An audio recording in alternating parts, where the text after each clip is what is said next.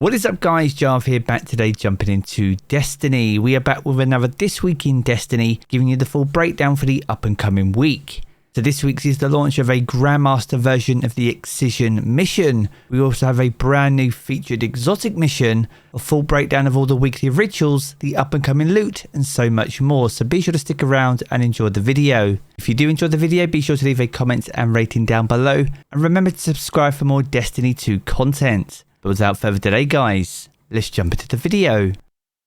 Another week and another This Week in Destiny. This week sees the launch of a new Rising Chorus quest in the form of Act 2, which will see us returning to Nessus and progressing the story of episode Echoes. Now, alongside that, there will be new specimens to find, and once again we'll be able to return these to the helm for further analysis. But the real juice of this week is the introduction of a Grandmaster version of the Excision mission. This is the 12-player mission that was launched upon the conclusion of the Salvation's Edge raid. Now, unlike the original version of this mission, the up-and-coming Grandmaster difficulty will not be match-made, so you will need to pre-make a team of 12 Guardians. So be sure to get your finest crew together, get those overload mods equipped on your weapons, and jump into a very difficult version of this incredible mission, which Bungie has said has some amazing rewards behind it. What kind of things do you think we expect to see upon completing this mission? Be sure to sound off down in the comments below.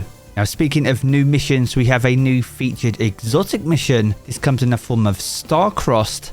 Now, this launched back in Season of the Wish, so it's likely you'll need to own that season or Lightfall in order to access it. Now, this is the home to the Wishkeeper exotic bow, an absolutely incredible strand bow that's well worth chasing, as well as some of the weapons from Season of the Undying. Now, this includes the Imperative, which is a kinetic scout rifle, the Subjunctive, which is a 900 RPM SMG, the Adhorative, which is a solar pulse rifle, and the Optative, which is a 180 RPM hand cannon. These weapons are in fact craftable, so you will be able to get further versions of the Deep Sight Resonance versions of those. So if you're still chasing down the weapon patterns for them and they're well worth chasing, then be sure to jump into Star-Crossed this week, shortly after this week's weekly reset. Now, this brings us on to the featured raid and dungeon content for the week. And the featured raid for week 3 is the Deepstone Crypt, and this launched back in Beyond Light, which I believe should now be available to everyone since the launch of the final shape.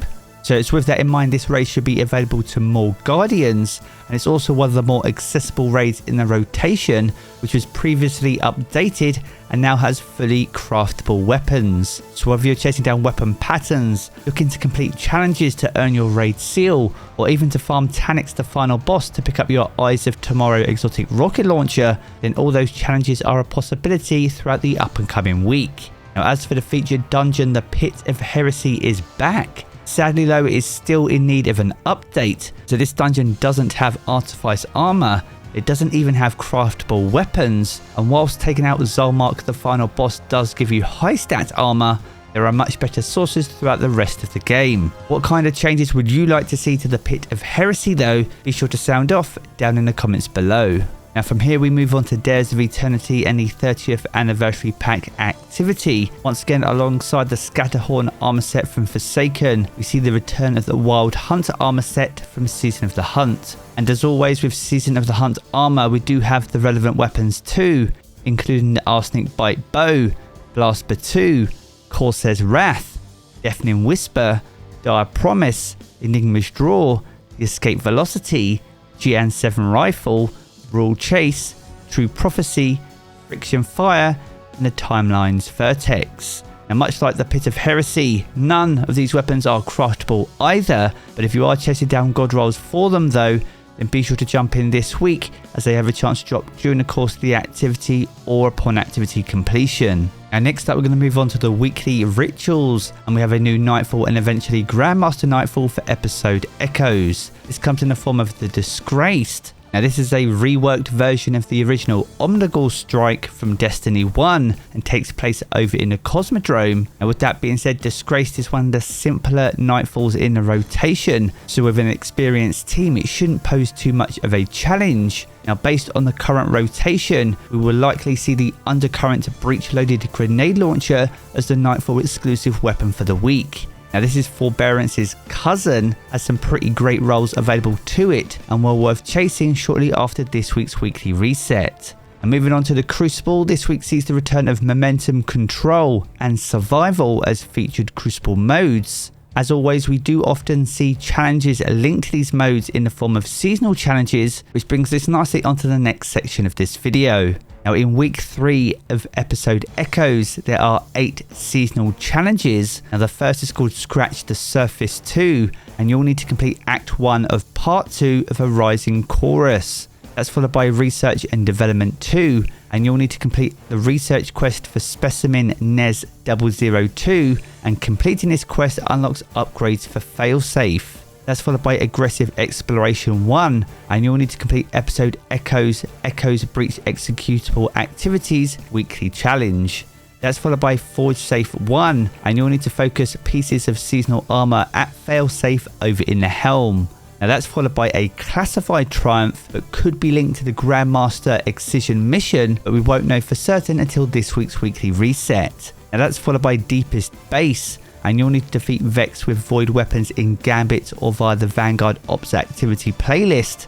That's followed by High Value Hunter, and you'll need to defeat powerful combatants in Gambit, and you'll earn bonus progress for defeating high value targets. And the final challenge for this week is called Momentum Crash, and you'll need to defeat Guardians in Momentum Control, and you'll earn bonus progress with Zone Advantage. Now all these challenges offer Challenger XP, and some do offer Bright Dust, which is great if you intend on visiting Tess over in Eververse when it comes to checking out her new Bright Dust offerings. Now to round us out for the week, we return with the Lost Sector calendar. This week kicks off over in the Conflux, which will be offering exotic boots.